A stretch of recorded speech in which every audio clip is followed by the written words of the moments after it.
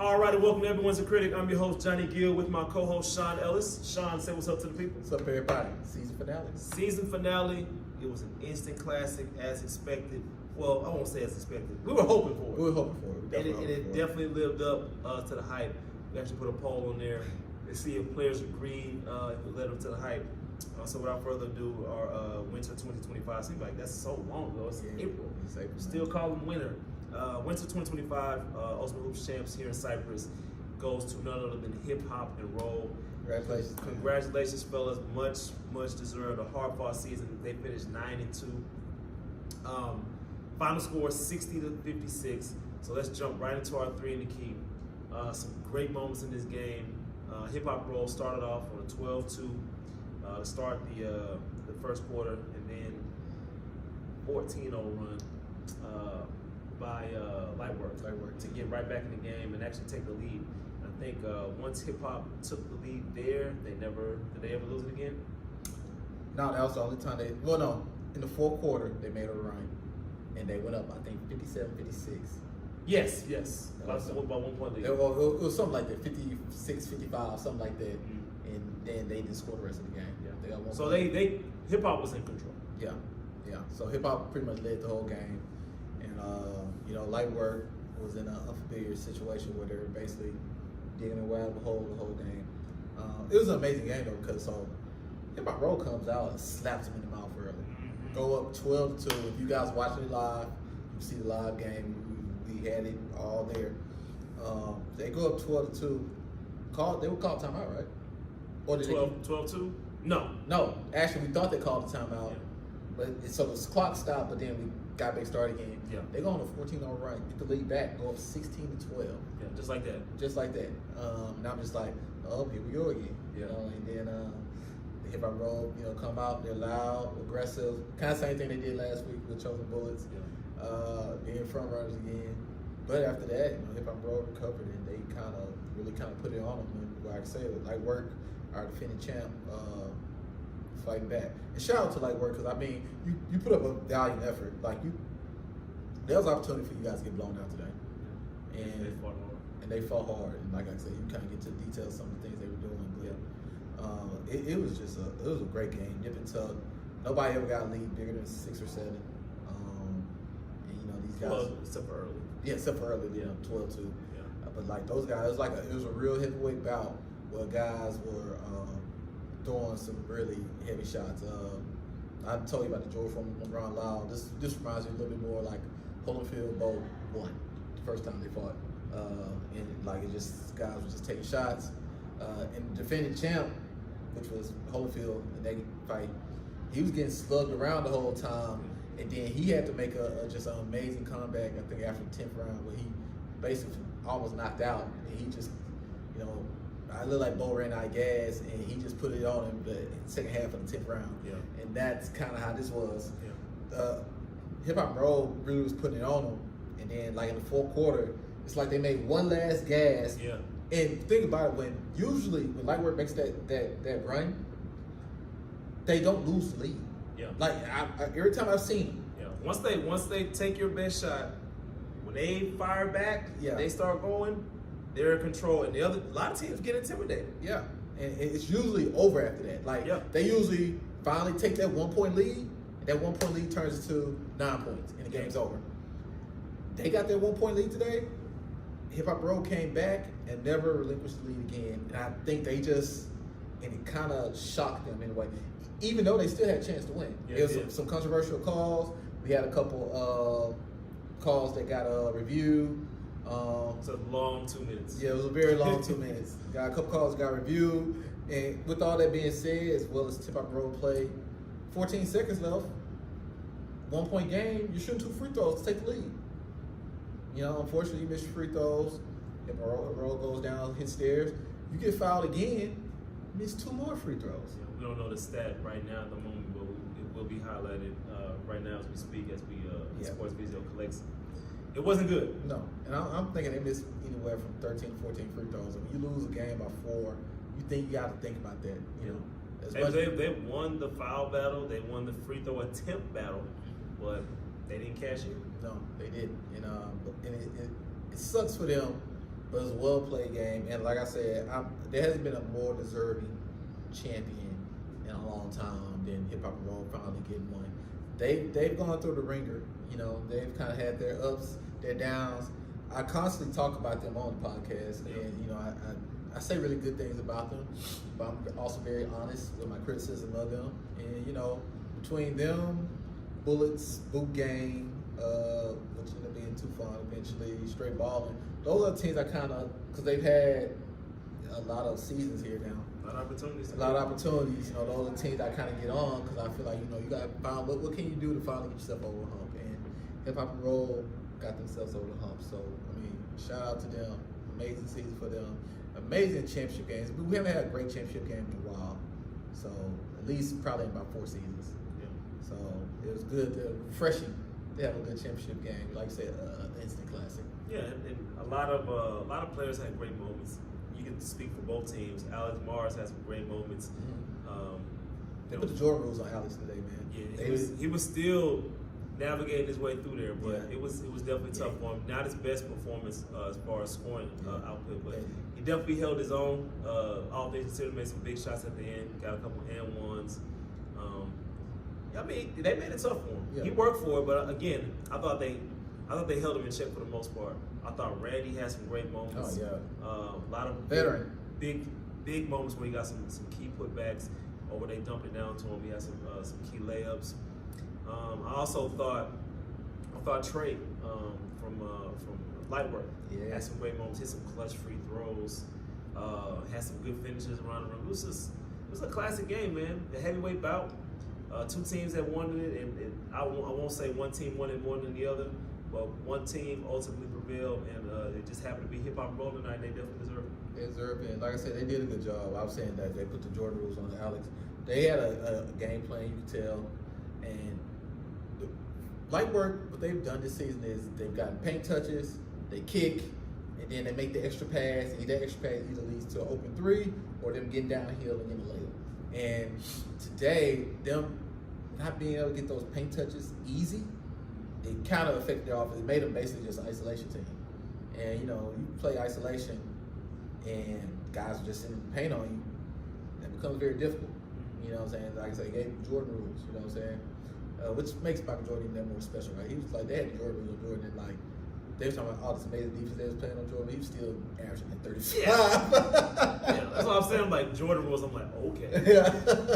But they weren't necessarily winning. And when they figured out how to win, they didn't lose again. But maybe that would happen with Hip Hop and Roll. They definitely had a game plan, stop those guys, and I mean, I was just very impressed with them there. I'm very happy for them. Absolutely.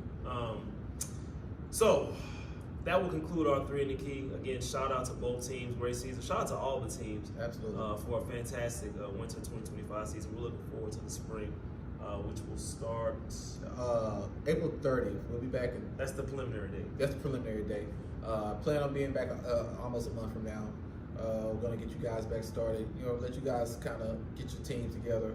Think about what you want to do. I know a good portion of you guys are going to be coming back for the next season. So, and we got some oldies coming back as well. We've already committed. So, hey, I just put it like this: tighten up, get your work right. Yeah. If it's gonna be light work for you, you better put some hard work in before the season to make sure it's light work in the season. Absolutely. So, guys got to be ready, man. And like I said, shout out to the Wolves, shout out to Light Work, shout out to Straight Ballin', even the free agents, man. Hey, everybody, you know, you made this season what it is, and I think everybody enjoyed the season. So let's definitely keep up the good energy going into the spring. Okay, so now for our our trending topic, we have our Final Four. It came down to Squad 1 versus Life is Good. And again, I just don't think many people really know what Life is Good was able to do. Again, they were able to capture 9 championships. Pat Schultz, Wendell Carr, a lot of great players over there down in Sugarland. But the voting was not close. No. As a matter of fact, which I figured. It's Cypress. It's a little bit of bias, but a little bit of bias. A little bit of bias there. I tried to send it out to multiple guys, but I guess they probably didn't get a chance to vote. So Squad 1 will be our all-time Cypress greatest team according to the players, according to the fans of the league. I'll just say the voting wasn't close. I'm not even going to speak on what their percentage was. Let's just say that. But again, two great franchises. One franchise that's probably done, another franchise that's still in and out of the league. Yeah, and they'll probably have to revamp because they are getting a little older now. So we'll see what happens with them.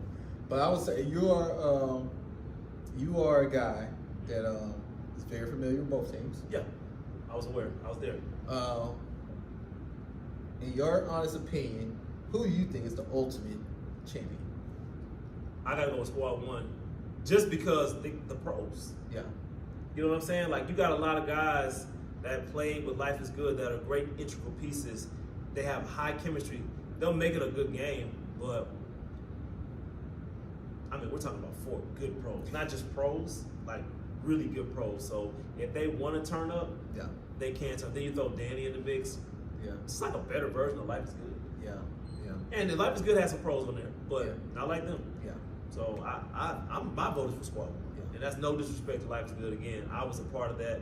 We couldn't no one get through Life is Good. We were able to beat Life is Good one time, and I can't remember who the other team was that when I was on Playmakers. But Life is Good was tough out. Yeah, and like I said, I was gonna let you, because I only got to see Life is Good maybe one time. Yeah. In their full. I think I saw them again another time, but I think they may only had like 5 players that day. Yeah. I played them when I was younger, so I got to see it. I got to see them one time, like I said, when they were probably in full construction. So I was gonna leave that to you to kind of give us your honest opinion. But you sound like you agree with the. Yeah, I agree, but I didn't think it was gonna be that lopsided. Yeah, that's crazy. Yeah, I mean, but like I said, they're all great teams, and what we always say about anybody, any great team can be another great team on any given day. Yeah. So it's all just hypothetical. Yeah, I'd love to see it. Yeah, I would love to see it, but unfortunately, it probably never happened, especially with guys on both ends getting a little older. I said Life is Good, definitely old. Some guys was in their 30s back then. Yeah. So I know they done. They probably don't play basketball anymore. Yeah. Okay.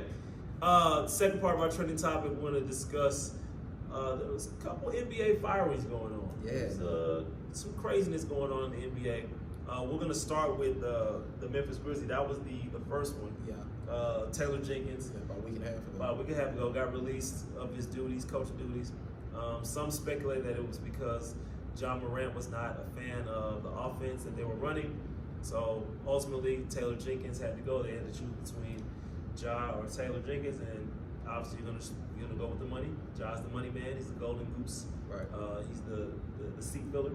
So do I agree with it? Absolutely not. I think players got to grow up. I know that's speaking as a 40-year-old man opposed to a 24, 25-year-old young man. Telling them to grow up.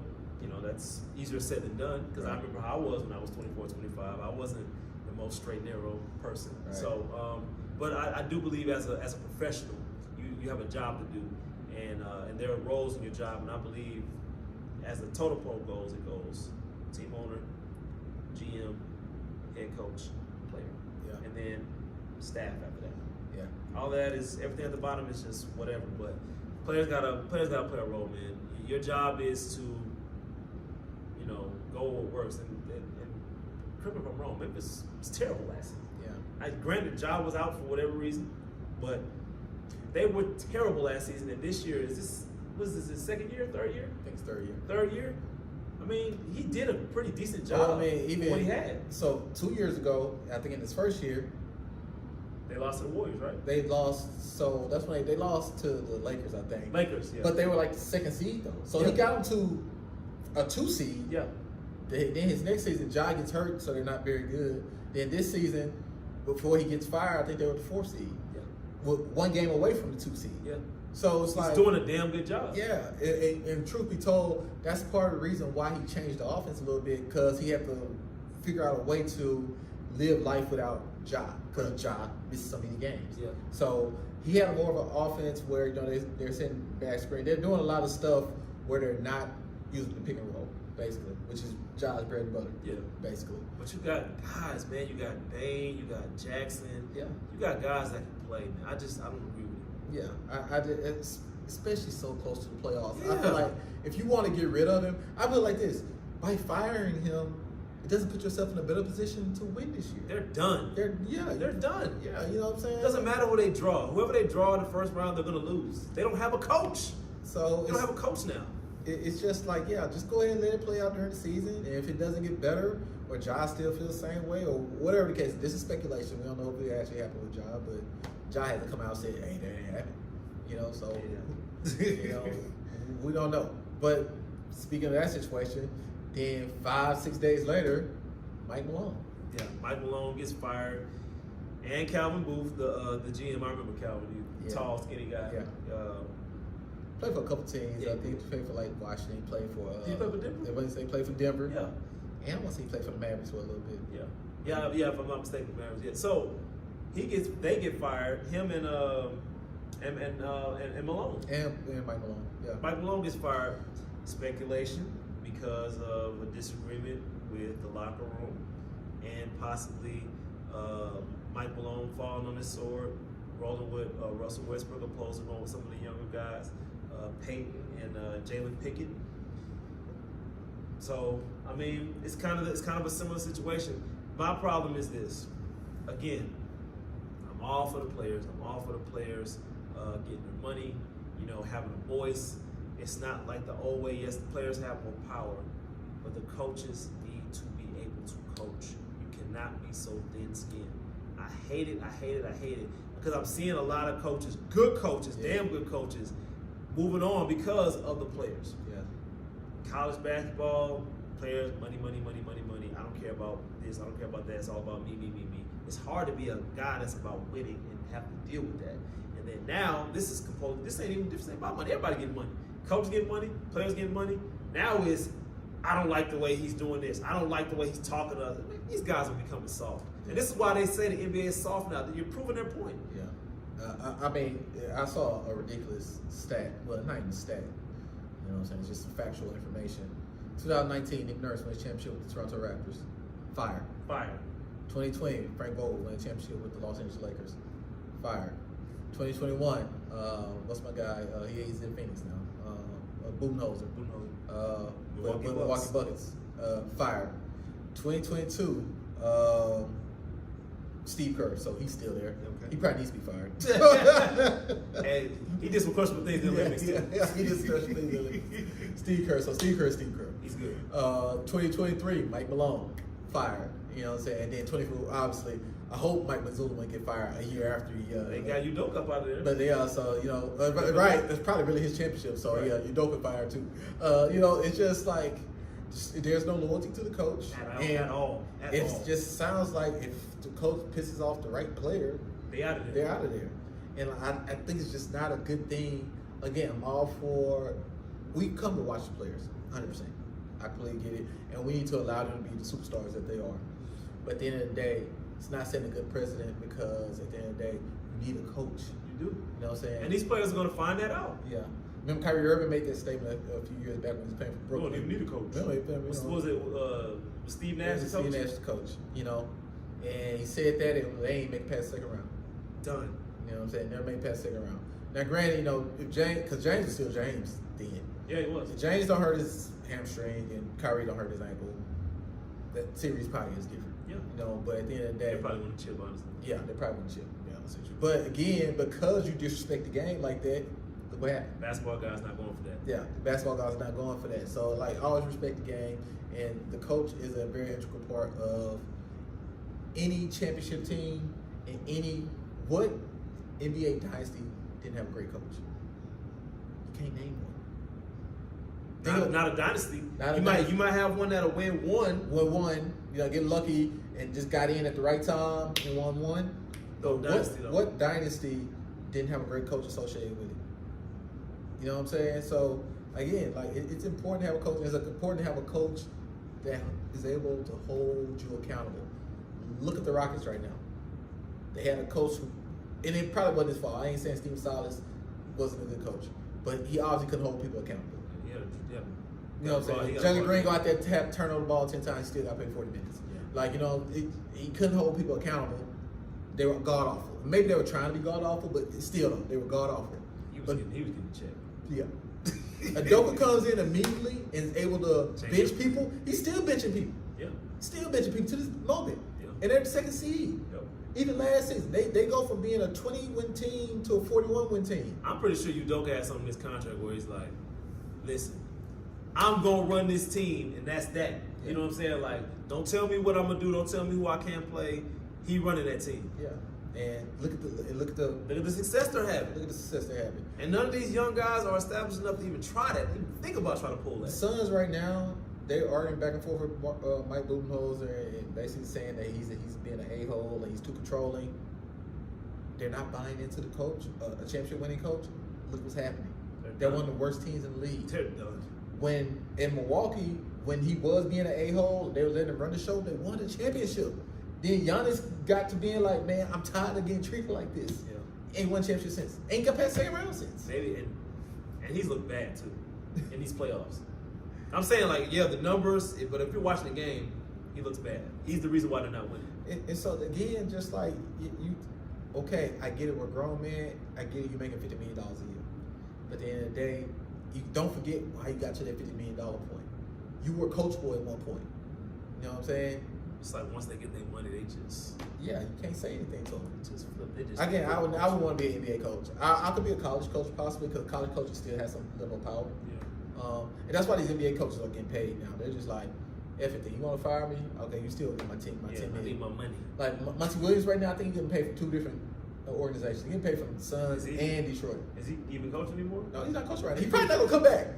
He good. He good. I think he getting like $10 million from the Suns, and then I think he got additional. Cause I think he didn't sign like 4 years, like 30 Something million. crazy. Then he was in the basketball operations. Yeah. That's He probably made one season in Detroit. That's probably like extra money too, like being the head of basketball operations. Yeah, like so he's sitting on like $40 million to see at the crib. He probably done. He's done. Yeah, he like ain't come back no more. Like, man, forget it. Anyway, sorry. Yeah. All right. So episode 262 in the books. Again, me and Sean about to go on vacation. Yeah. We will see you guys for spring. What do we say? April 30th. April 30th. Possibly May if everything gets delayed a little bit. It's always a possibility. Y'all get your teams together. Get in the gym. You know what I'm saying? Get everything organized. Come ready to play because, as y'all know, we got a good league here. We got a good thing going. Can't wait to see you guys when we get back. Signing out live from Cyprus. I'm Johnny Gill. Sean Ellis. We're out of here.